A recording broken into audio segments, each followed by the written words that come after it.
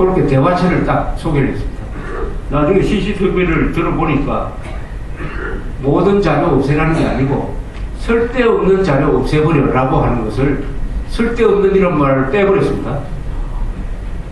그러니까 누가 읽어도 이 모든 자료를 없애버리라. 아, 이게 은폐하는 게 맞구나. 이렇게 해석할 수 있도록 이건 완전히 편집이고 조작입니다. 그런 게 한두 가지가 아니에요. 한 군데면 그렇게 한 게 아니고 그런 게 여러 군데 있습니다. 이걸 국민들한테 발표를 했어요. 이것은 일종의 증거 조작이에요. 검사가 증거 조작을 하면 어떻게 되는지 아십니까? 일본에 좋은 예가 있어요. 2010년에 오사카 특수부 검사들이 후생성, 우리로 말하는 보건복지부 국장을 상대로 수사를 했어요. 무슨 뇌물이 있었다, 부정이 있었다 이래가지고. 근데 그게 무죄가 났어요. 아사히신문에서 특종을 했습니다. 수사하는 과정에서 검사가 수사 자료 하나를 작성된 날짜를 바꿨다는 거예요. 날짜를, 유리한 방향으로 날짜를 바꿨다. 그게 폭로가 돼서 그 검사는 증거 은닉 혐의로 구속이 됐습니다. 직속상관 부장검사 구속됐습니다. 그 직속상관 차장검사 구속됐어요. 3사람이 구속됐습니다. 3사람. 검사총장, 우리로 말하는 검찰총장은 그게 책임지고 사표 내고 나갔어요. 그 조작, 날짜 하나 바꾼 것과 이번에 이 검찰이 수사 발표문을 편집, 왜곡, 짜깁기 한 거하고 비교하면 비교가 안 됩니다. 우리나라 검사가 이 검찰은 견제가 안 들어가는 조직이에요. 형사가 검사를 수사를 할 수 있어야 견제가 됩니다. 검사가 검찰총장 수시로 불러가지고 또 수시로 경찰총장 구속하는 기사는 나오지만 여러분 형사가 검찰총장 수사했다는 기사 본 적 있습니까? 형사가 검사 수사하는 기록 본 적 있습니까? 이러면 이 검찰은 무소불위에 견제가 안 통합니다. 그 속에서 어떤 검사의 수사가 얼마나 무리가 많으냐 하는 것은 여러분들이 어렴풋이 짐작을 합니다. 검찰 수사 받고 나와서 자살하는 사람이 왜 이렇게 많으냐. 최근에 김종률 의원이라는 사람이 자살했어요. 한강에서 뛰는. 그 사람이 자살을 하면서 한 사람이 풀려나왔어요. 김종률 의원이라는 사람이 금감원에 누구한테 갖다 주라는 5억 원의 뇌물을 받고 갖다 주지 않았어요. 자기가 다 했어요. 그런데 검찰은 그 5억을 금감원 직원이 받은 걸로 해가지고 이 사람을 구속했어요. 김종률 씨가 죽기 전에 진실을 털어놓는 바람에 억울하다는 게 밝혀져가지고 그때서 석방을 했어요. 얼마나 무리를 했으면은 금감원 간부가 구속이 되겠습니다. 더구나 그 구속영장을 발부한 판사는 어떻게 된 겁니까? 이거 제대로 된 나라 같으면 이 검사, 판사 사표 내야 됩니다. 그렇지 않습니까? 한 사람의 인생을 망가뜨리는 결정을 해놓고 조사해보니까 뭐 사실이 아닌 걸로 봐. 이 검사는, 이런 검찰은, 이런 판사들은 아주 앞으로 국민들이 감시를 해가지고 이런 짓을 하는 판사나 검사한테 적절한 아주 가혹할 정도의 응징을 하지 않으면 이런 검사, 이런 판사들이 지배하는 나라는 이것은 절대로 민주주의가 될 수 없어요. 자유민주주의가 될 수 없어요. 그래서 여러분 주변에서 이제 경찰은 많이 민주화됐습니다. 경찰서에 가가지고 뺨 맞고 막 고문당하고 하는 기록은 거의 없어졌죠. 검찰이 문제입니다. 검찰과 법원의 문제가 있습니다.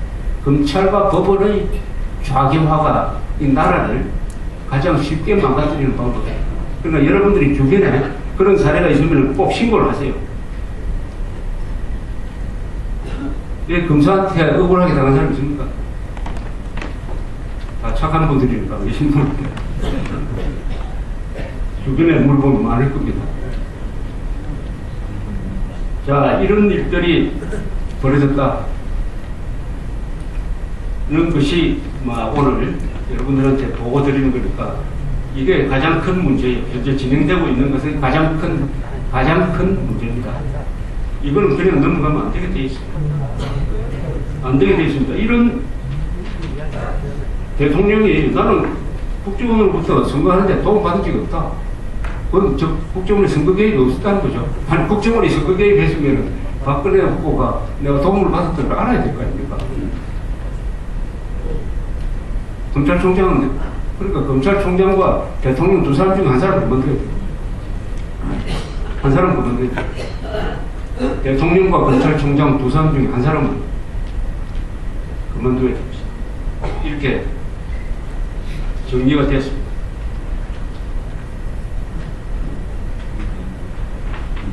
이것과 관련해서 혹시 뭐 질문할 거 있습니까? 검찰총장이 어디 사람인가요? 어디 사람이든 그거는 그건 뭐 여기서 공개적으로 이야기할 필요가 없다고 생각합니다. 이 사람 거기까지 들어가면 너무 복잡해지고 그런 것은 불가피한 일이 아니면은 이야기 안 하는 게 좋지 않겠나 생각이 듭니다. 자, 그러면 이야기를 이제 다시 강연으로 옮겨야 되겠는데, 그동안에 이게 올해 동안 한 2달 동안 쉬다 보니까 이야기할 게 많습니다. 세상 돌아가는 걸 무슨 저 나름대로 한번 정리를 해드리는 게 어떨까 생각합니다. 국내외에. 지금 현재 이 순간에 세계 전체로 봐서 가장 큰 기사는 뭐냐, 가장 큰 뉴스는 뭐냐. 그 시리아죠, 시리아. 시리아에서 8월 23일 날 다마스커스 교회에서 로켓포가 떨어져가지고 독가스가 흘러나갔어요. 그걸 마신 사람 약 3,600명이 치료를 받았다고 합니다.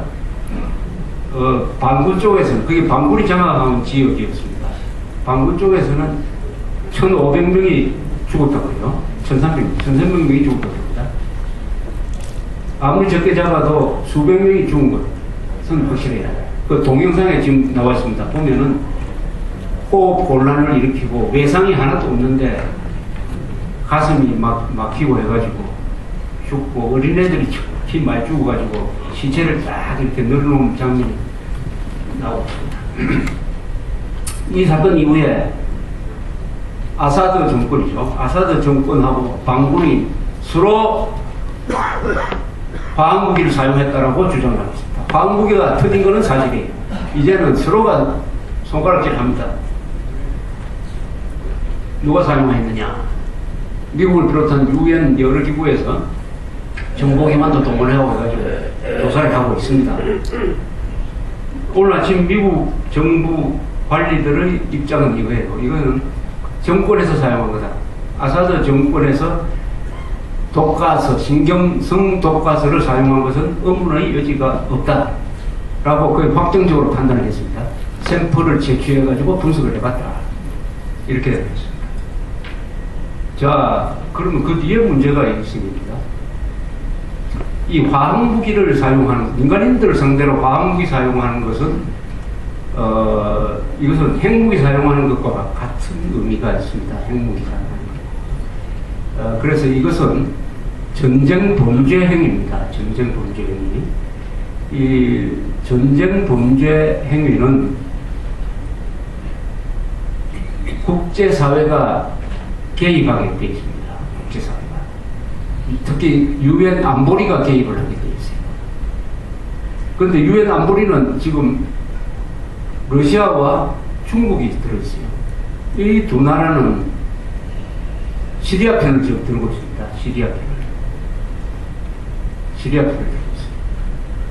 그러니까 미국이 개입을 하더라도 유엔을 거쳐서 개입하는 건 어려울 것 같다. 그러면 나토 국가하고 같이 개입을 하자. 이런 지금 사실은 꾸미고 있는 것 같아요. 나토 국가.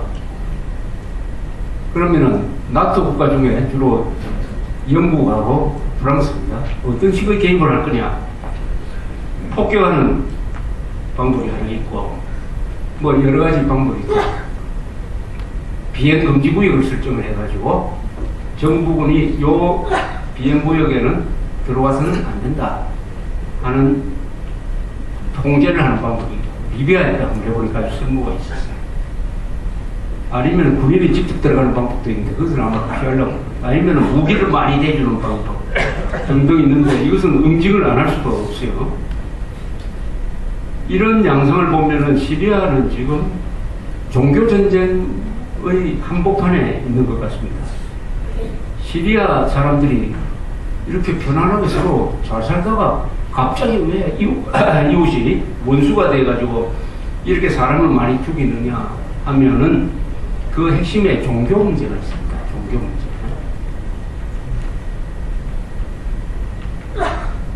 어떤 종교 문제냐? 이슬람에는 두 가지 파가 있어요. 하나는 순니파와 시아파가 있습니다. 순니파와 시아파는 어떻게 나눠지느냐 하면 순니파가 전 이슬람 인구의 한 80% 됩니다. 시아파는 20%예요. 시아파가 많은 데가 이라크, 이란, 바레인 요 정도입니다. 거의 나머지는 다 순니파고. 시리아도 마찬가지예요. 시리아도 순니파가 한 80% 돼요. 그런데 이 아사드 정권은 시아파, 소수의 시아파 소속이에요. 시아파 중에서도 알라미파라는 출신들이에요. 그래서 지금 반군은 거의 다 순니파죠. 이 시아파는 20%밖에 안 되지만 경찰, 군 이걸 딱 장악하고 있기 때문에 또 이번에 넘어가면 우리는 다 죽는다 하는 생각을 갖고 있기 때문에 결사항전하고 있습니다. 서로가 결사적으로 싸우고 있습니다. 이것을 지원하는 나라도 딱 이렇게 갈리고 있어요. 지금 정부 쪽을 지원하는 세력은 누구냐 하면은 이란입니다. 이란. 그리고 레바논 안에 있는 헤즈볼라라고 시아파의 테러 집단이죠. 이게 정부를 지원하고 있어요. 그러면 반군은 누가 지원하느냐? 순니파 나라가 지원합니다. 순니파 중에서도 돈 많은 사우디아라비아, 카타르가 반군을 지원하고 있습니다. 이게 시리아에서 전쟁이 일어나지만 중동에 있는 이슬람의 종교 전쟁이에요. 이것은 끝나기가 매우 힘듭니다. 종교 전쟁은 상대를 말살하는 겁니다. 항복받는 게 아니에요. 그냥 말살하는 거예요. 좋은 모델이 1618년에서 1648년 사이에 독일에서 일어났던 30년 전쟁입니다. 그걸 종교 전쟁이라고 그래요. 그거는 신교, 구교가 싸웠어요. 프로테스탄트하고 구교가 싸웠습니다. 신교 편에 선 사람은 독일의 신교를 믿는 사람들, 믿는 여러 나라들. 그때 독일은 독립국가가 아니었고 여러 나라가 흩어져 있었어요. 주로 북쪽에 있는 나라. 그 다음에 스웨덴, 요게 신교 편을 들었습니다. 구교는 이 오스트리아 합스부르크 편을 들었어요. 그래가지고 30년 동안 싸우면서 독일 인구의 3분의 1이 죽었습니다. 죽이는 방법도 비참하게 요새 시리아에서 벌어지고 있는 거와 똑같은 방법으로 그냥 한 마을을 쓸고 고문하고 뭐 이렇게 했어요. 나중에 개편은 어떻게 났느냐 하면은 구교 국가인 프랑스가 신교편을 들었어요. 그래서 막 협상으로 바꾸었습니다. 왜 프랑스가 그랬느냐? 프랑스는 종교적으로는 오스트리아 합스부르크 편을 들어야 되는데 정치적으로는 라이벌 관계입니다. 역시 정략적 이해관계가 앞섰습니다. 이런 예가 있듯이 이 시리아 사태는 앞으로 더 피를 많이 볼 거고 이게 해결되려면 앞으로 상당 기간 오래 계속될 거라고 이렇게 판단이 됩니다. 그런데 한국 신문 보면 말이죠. 한국 신문이나 텔레비전을 보면은 요새 최근 경향이 이 국제 뉴스를 굉장히 적게 다룹니다. 이 시리아 사태 같은 것은 신문에 일면 톱으로 다뤄야 되는데 오늘 신문 보니까 저 어디 아주 자그마한 기사로 다루고 있어요. 이게 좌파가 득세하면은 좌파가 언론을 잡는다든지 이렇게 득세를 하면은 어떻게 되느냐 하면은 국민들을 우물한 개구리로 만드는 경향이 있습니다. 좌파는 항상 폐쇄적으로 가야 돼요. 국민들이, 사람들이 국제 정세를 알게 되고 외국에 대한 정보를 얻게 된다든지 하는 것은 별로 유리하지가 않아요. 그렇게 되면 어떻게 됩니까? 종북 세력, 참 형편없는 존재구나 하는 것을 국민들이 알게 되기 때문에 하여튼 국내 문제에 집착하도록 하는 그런 보도 성향을 많이 보입니다. 요새 한국 언론을 보면 제가 그런 생각을 합니다. 이게 한국 언론이 좌경화되면서 국제 뉴스를 간단하게 작게 다루는구나. 그럼 그 결과로서 한국 사람들은 우물한 개구리가 되는 거예요. 우물한 개구리. 요새 세계 상황에서 올여름 바캉스철을 보내면서 아주 재밌는 일들이 일어났습니다. 무슨 일이냐? 중국 관광객들이 세계 도처에 몰려다니면서 여러 군데서 말소를 막 부려요. 중국 관광객들에 대한 불평불만이 세계적으로 많이 지금 일어나고 있어요. 한국에서도 좀 시끄럽죠, 중국 관광객들이. 한국에서보다 유럽에서는 저 루블 박물관 앞에는 한자로 용변 금지라고 써놨어요. 또 호텔에 들어가면 중국 관광객이 호텔에 들어가면 호텔에서 주전자를 다 가지고 가버린답니다. 왜 그런지 아십니까? 주전자로 그 라면 끓여 먹기 때문에. 근데 이게 웃을 게 아니라 한국 관광객들도 70년대, 80년대 외국에 가면은 라면 많이 끓여 먹었습니다. 그렇게 하신 분들이 여기 계실 것 같은데. 다 이게 처음에는 외국에 나가서 상당히 거친 행동을 하면서 하다가 점점 경험을 많이 하면은 달라지죠. 요새 한국 관광객들 외국에 나가면은 굉장히 매너 좋고 해가지고 인기가 높습니다. 우리도 과거에 그런 걸 거쳤기 때문이죠. 작년에 중국 관광객이 해외에 8,500만 명이 나갔습니다. 우리나라 작년에 한 1,500만 명 나왔어요. 작년에 기록이 하나 깨졌습니다. 그 앞에 한 10여 년 동안 해외 관광 제일 많이 하는 나라 국민이 어디냐? 독일입니다. 독일이 해외여행을 제일 많이 했어요. 그런데 작년에 중국이 해외여행을 제일 많이 하는 나라로 등극을 했습니다. 1년에 중국이 해외 관광에서 쓰는 돈이 1,000억 달러. 1,000억 달러. 올해 얼마나 많이 나가느냐? 아마 1억 나갈 거예요. 1억 대는 중국 관광객이 쏟아지기 시작하면요. 굉장합니다. 그거는. 비행기 예약도 어렵고 호텔 예약도 어렵고 쇼핑센터는 잘 되고 우리나라 덕을 지금 많이 보이죠. 원래 중국 관광객이 약 320만 명이 들어올 예정입니다. 320만 명. 전체 관광객 중에서 중국 관광객이 한 30% 차지할 것 같아요. 그런데 중국 사람들이 우리나라 생활 수준 정도가 되면은 해외 관광을 연간 얼마나 하게 되겠습니까? 약 4억 나갑니다. 4억 명.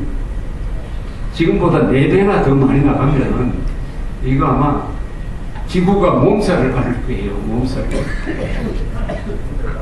이걸 통해서 우리가 알 수 있는 것은 중국이라는 나라의 물량 공세가 얼마나 무시무시하냐.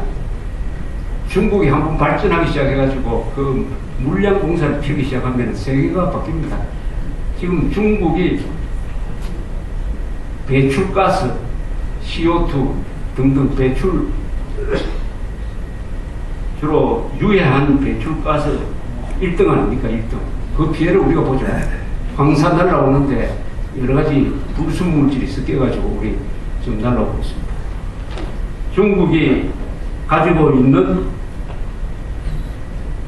달러가 약 3조 5천억 달러. 우리가 약 3,500억 달러예요. 우리 10배를 가지고 있습니다. 그 돈을 가지고 여기저기 투자를 하고 유전 사들이고 해가 회사도 사들이고 하는 일대 백화점에서만 쇼핑하는 게 아니라 중국은 전 세계에 있는 회사들을 상대로 지금 쇼핑하고 있어요. 쇼핑. 엄청난 회사들을 막 사들이고 있습니다. 그 다음에 중국의 물량이 어디에 지금 집중되고 있느냐? 군사력 건설입니다. 군사력 건설. 중국이 일본보다 약 3배를 쓰고 있습니다. 3배. 군사력 건설에. 특히 해공군 발전에 좀 전력을 기울이고 있다, 이런 겁니다. 이런 가운데서 아마 일본의 중국에 대한 경계심이 여러 가지 형태로 지금 나타나고 있는 것 같아요. 자, 이런 중국을 어떻게 우리가 감당할 거냐? 우리는 지금 중국에 대한 상당한 환상을 가지고 있습니다. 특히 박근혜 대통령이 중국을 방문해가지고 근사한 대접을 받았다 해가지고 중국이 북한을 손봐줄 것이다 하는 기대를 가지고 있습니다. 그렇게 되겠습니까, 중국이? 그런 기대를 할 수 있는 문서화된 증거는 아직 나오고 있지 않습니다. 공동성명에서도 그런 문장은 한 문장도 없었어요. 그것은 우리의 일방적인 희망일 가능성도 있습니다. 물론 중국의 북한에 대한 시각이 서서히 바뀌고 있다는 느낌은 좀 있습니다만 그것이 우리 입맛대로 갈 것이냐 하는 것은 우리한테 달린 겁니다. 우리한테. 우리가 중국에 대해서 카드를 갖고 있어야 돼요. 작은 나라가 큰 나라를 상대하려면 반드시 비수를 하나 품고 있어야 돼요. 단도를 하나 딱 갖고 있어야 됩니다. 여차하면은 꺼내가지고 우리를 지키기 위해서, 큰 나라를 죽이기 위해서가 아니라 우리를 지키기 위해서 쓸 수 있는 비수를 가슴에 딱 품고 있어요. 우리가 그걸 가지고 있느냐? 그거 없이 중국 보고 뭐 해달라고 하는 것은 부탁밖에 안 돼요. 부탁. 국제사회에서 무슨 부탁이 통합니까? 힘의 관계죠. 우리가 가지고 있는 비수 중에서 한 2개는 우리가 써먹을 수 있습니다. 뭐냐? 북한 핵무장 포기하지 않으면 우리도 핵무장한다. 자위적 핵무장. 이 하나의 카드예요. 그것보다 중국이 더 두려워하는 카드가 하나 있습니다. 그거는 미사일 방어망이 있어요. 미사일. 중국과 북한에서 쏘는 미사일을, 핵미사일을 중간에 요격하는 기술. 그걸 미슬 디펜스 MD라고 그럽니다. MD 기술을 미국이 개발하고 있습니다. 거기에 일본이 가담을 했어요. 미국과 일본은 기술을 공유하고 있습니다. 김대중 정부 때 미국이 한국 보고 같이 하자고 했을 때 우리나라는 거절을 했습니다. 주로 중국과 북한 눈치를 보았다고 볼 수 있고, 또는 한반도에서는 그게 설 데가 없다. 북한에서 딱 누르면 7분 안에 서울에서 폭발하는데 그 사이에 요격할 수 있는 기술은 아직 안 되지 않느냐. 이런 여러 가지 이유가 있었습니다. 그런데 장기적으로 보면 우리가 가입하는 게 맞죠. 언젠가는 완벽한 기술이 갖춰질 가능성이 많습니다. 만약 MD 기술이 100% 믿을 수 있는 핵미사일 방어 체제라고 하면 여기 이때부터 중대한 문제가 하나 생겨요. 중국이 가지고 있는 핵미사일이 의미가 없게 돼요. 그러면 중국이 일본과 미국에 대해서 행사할 수 있는 발언권이나 영향력이 약해지는 겁니다.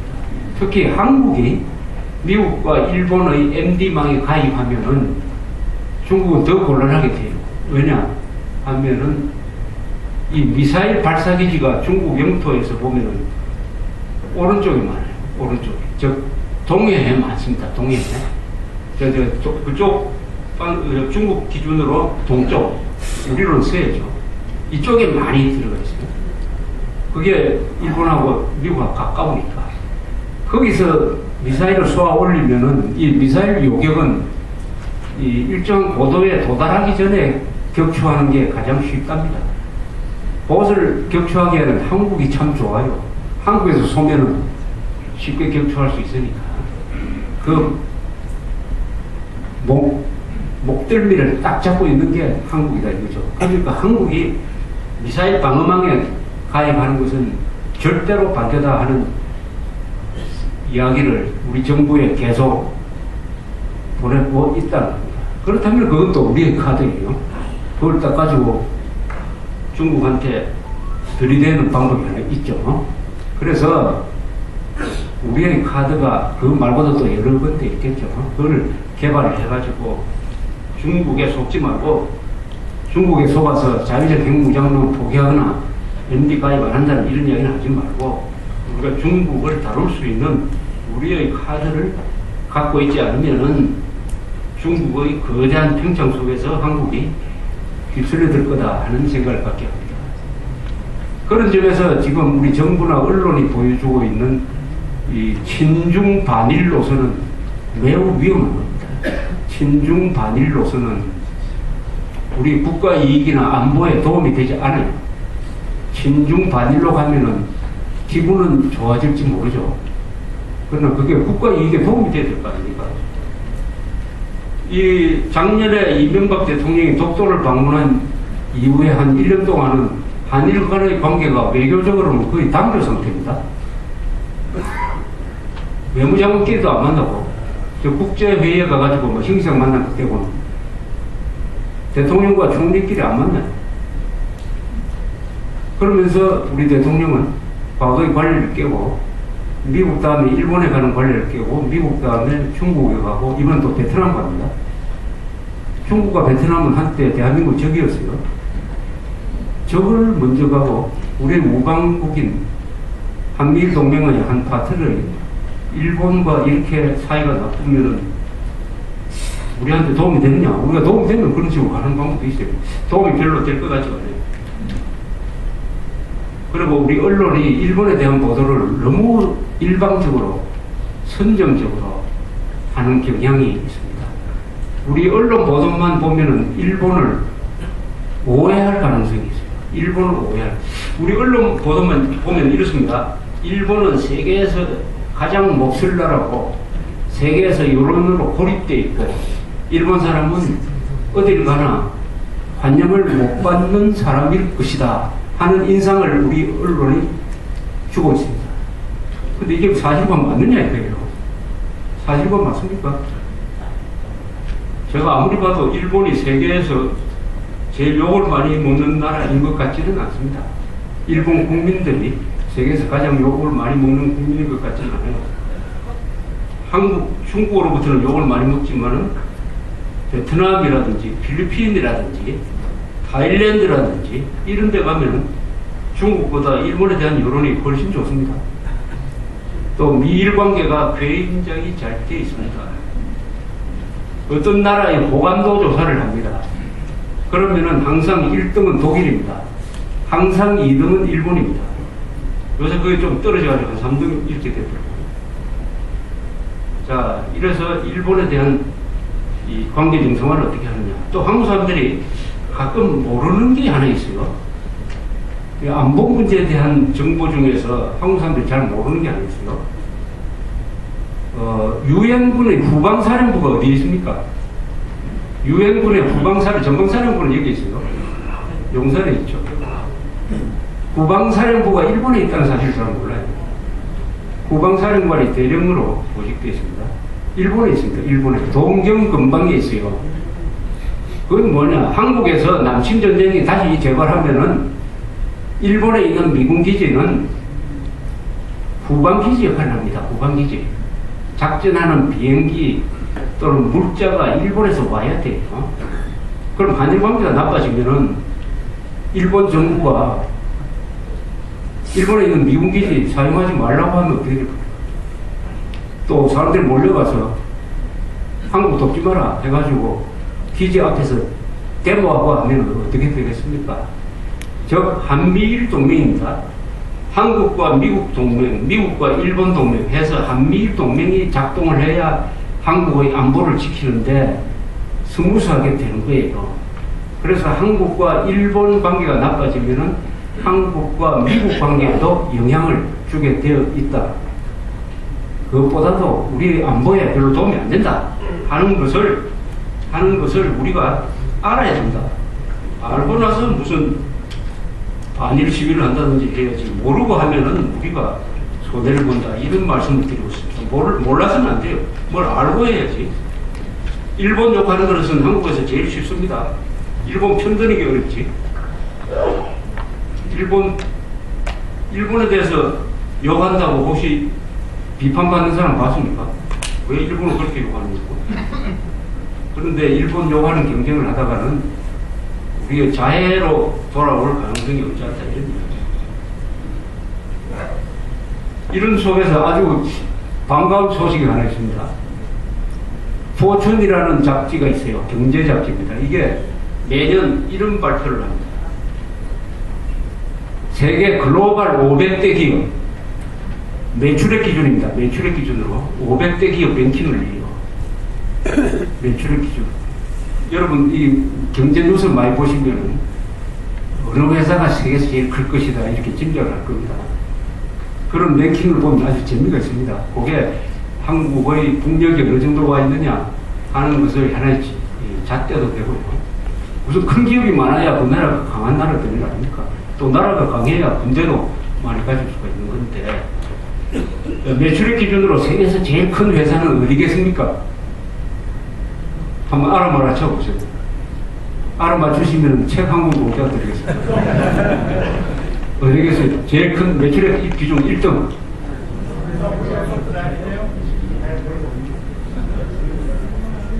애플, 또 마이크로소프트, 엑슨, 구글. 지금 말씀하신 건 매출액 기준으로 보다는 유명한 회사군요. 유명한 회사.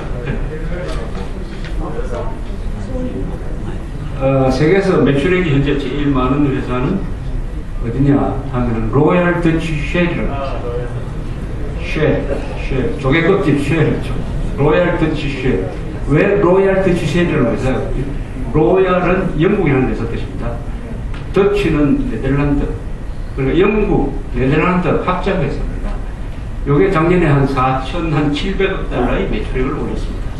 2등은 어디냐? 두 번째는 월마트라는 회사예요. 월마트. 세 번째가 엑슨모빌. 이렇게 됩니다. 그 다음에 이제 중국 회사가 10등 안에 3개가 들어있습니다. 중국이 석유를 많이 생산도 하고 수입도 하니까 석유 관련 회사가 2개. 하나는 중국의 전력 공급 회사 한전과 같은 회사. 대부분이 이게 큰 회사 랭킹은 석유 회사입니다. 석유 회사. 그러면 제조업으로 제품을 만들어서 파는 제조업 공장이죠. 제조업으로 가장 큰 회사는 어디겠습니까? 제조업은 도요다입니다. 도요다 자동차 회사죠. 도요다 회사가 작년에 한 2,700억 매출을 올렸습니다. 그 다음 두 번째가 어딜까요? 제조업으로서 두 번째 되는 회사. GM, 독일 회사입니다.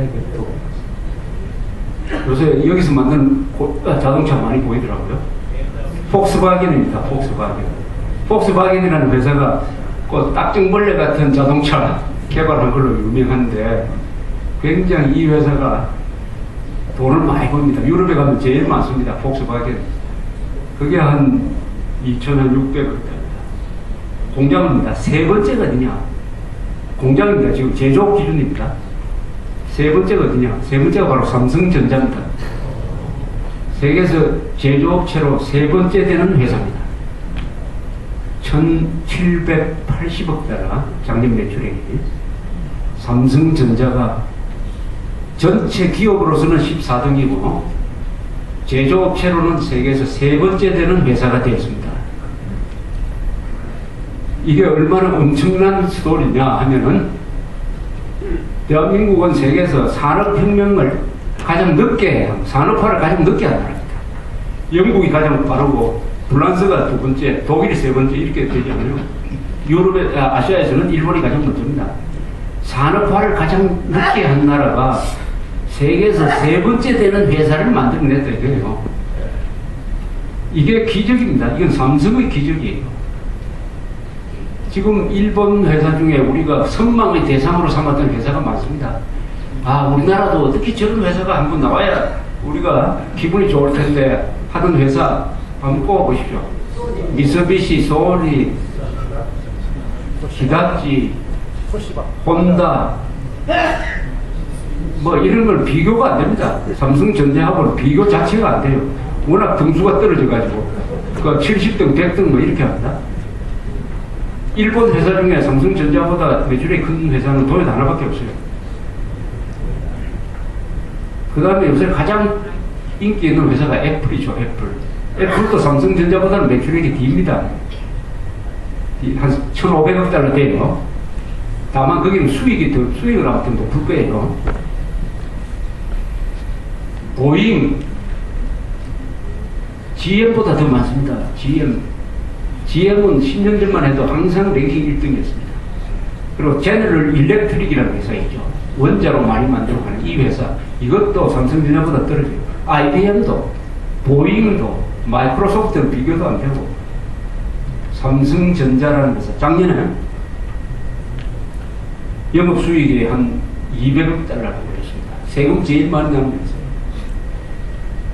그런데 이건희라는 사람은 욕만 많이 잡수고 있습니다. 근데 이건희 씨가 뭐 그 돈 많이 벌어가 하루에 10끼 먹습니까? 한 끼 식사 대금이 한 뭐 1,000만 원쯤 됩니까? 그 사람도 우리처럼 24시간밖에 없어요. 잠도 자야 됩니다.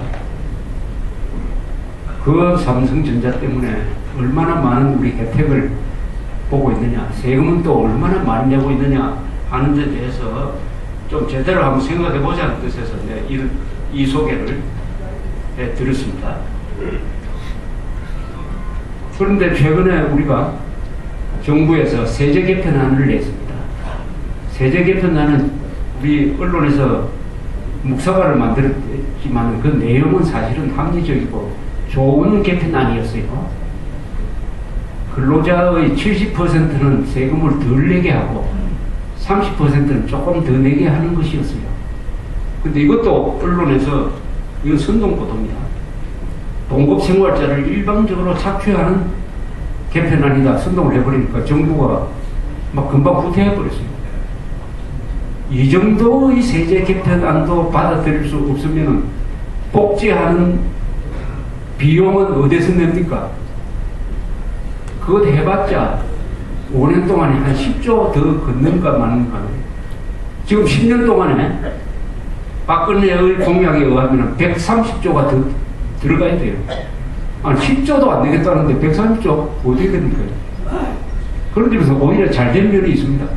세금을 더 내기 싫으니까 복지를 더 늘릴 수가 없는 거 아닙니까? 그렇죠?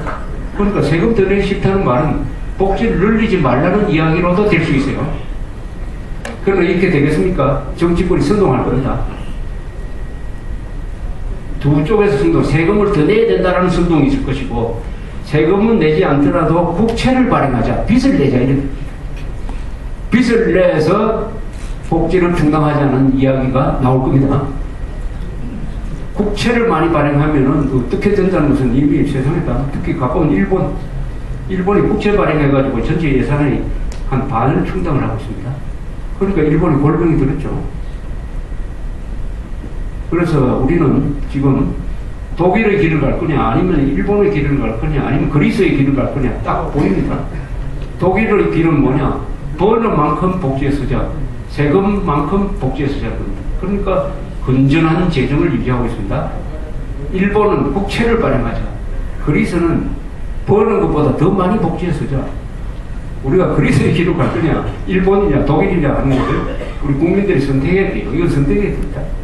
그래서 이 논의는 앞으로 계속 해가지고 우리가 여기서 복지 망부의 길을 가는 것을 여기서 스톱시킬 수 있다면은 이건 이 파동이 오히려 괜찮다 하는 그런 생각도 합니다.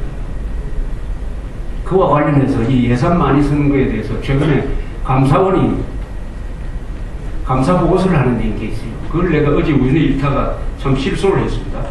2014년에 인천에서 아시안 게임이 있죠. 거기 주 경기장을 지금 문학 경기장이라고 하는 데가 그 한 7만 명 들어가는 거죠.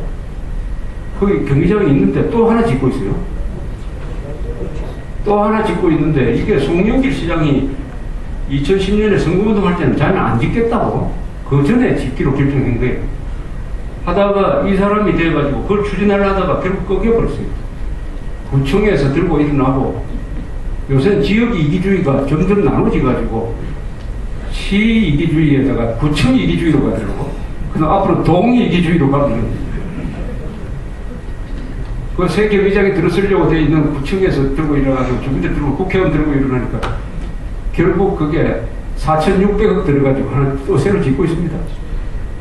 지금 필요가 없는 거예요. 4,600억 들어가지고 짓고 있는데 이게 아주 웃기는 지금 공사를 하고 있다는 게 이게 7만 명 들어갈 생각으로 짓다가 송영길 시장이 7만 명 넘으니까 6만 명으로 맞추라 했는데 6만 명으로 의자만 줄이고 나머지 시설은 7만 명에 맞추는 그 시설을 계속 하니까 그 낭비가 얼마나 가겠습니까? 그리고 고정석이 3만 석이고 나머지는 이게 가변석이라 해가지고 이분 한 번 경기하면은 그거 빼버리는 거예요.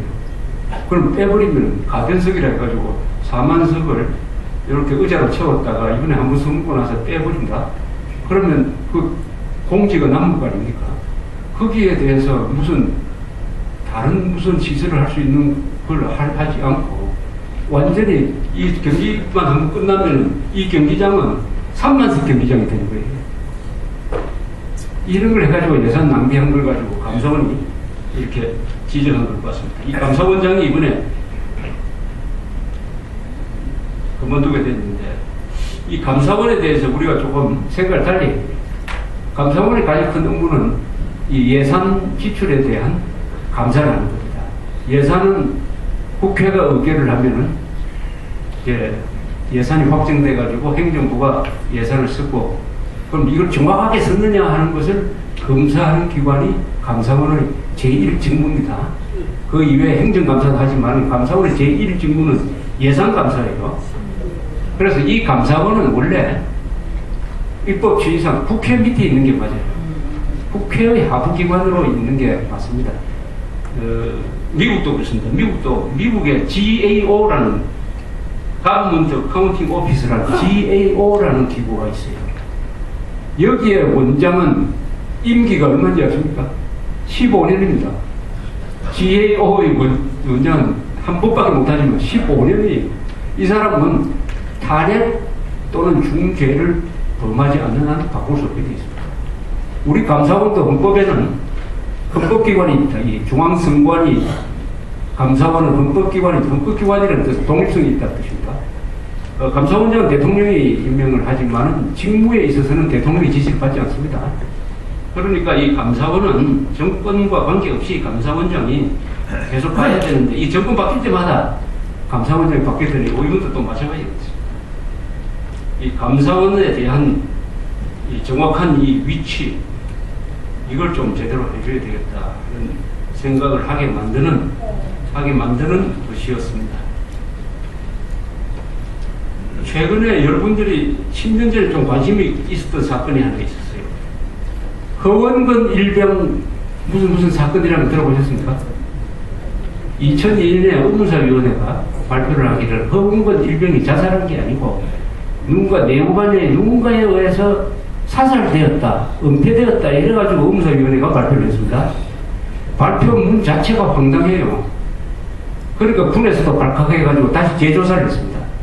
재조사를 해보니까 자살한 게 틀림없다 해가지고 발표를 했습니다. 난 그걸로 끝날 줄 알았더니 이 유족들이 자살이다, 아니다, 타살이다 해가지고 소송을 제기했어요. 손해배상 소송을 제기했습니다. 1심에서 자살이 아니다, 타살이다라고 판단했습니다. 1심에서. 거기에 내무관에 있었던 10몇 명 중에 10몇 명이 전부 다 이건 자살이다 라고 하는데 그 중에 한 사람이 이상한 증언하는 걸 딱 받아가지고 이렇게 의문사위원회에서 뒤집었는데 이게 1심에서도 자살이 아닌 걸로 그걸 보고 제가 하도 의의가 없어가지고 이거 2심에서 어떻게 되느냐 했더니 2심은 제대로 판단했어요. 이건 자살 맞다 라고 며칠 전에 판단이 나왔습니다. 서울고등법원에서 2심 재판장이 정확하게 그건 뭐 절대로 바꿀 수 없는 겁니다. 판단을 했는데 문제는 이렇게 황당한 재판이 한국에서 벌어지고 있다는 사실입니다. 아니 사살했으면 누가 사살했다고 범인이 나와야 될 거 아닙니까? 그런데 누군가가 죽였다 이래 돼요. 세상에 이런 누군가가 죽였다 그것을 뒷받침하는 증언은 열몇 명 중 또 한 사람은 그건 믿을 수도 없는 증언, 왔다 갔다 하는 증언, 유도신문에 넘어간 증언인데 이걸 업무사위원회에서 좌파가 영향력을 미치던 업무사위원회에서 만든 걸 가지고 밀어붙이니까 1심까지는 먹히더라는 거 아닙니까? 2심 부장 판사가 용기 있는 재판을 했는데 아마 요새 욕 많이 먹고 있을 겁니다. 좌파 진영으로부터. 그러니까 여러분들이 이게 재판 결과를 믿을 수 없다 되면 그 나라는 법치국가로서 끝납니다. 재판 결과에 대한 승복이다. 나는 뭐 좀 불만이지만 재판이니까 맞겠지. 이렇게 생각하면 좋은데 이제는 이념 성향이 있는 재판. 늘 딱 보면 뚜렷한 경향이 있어요.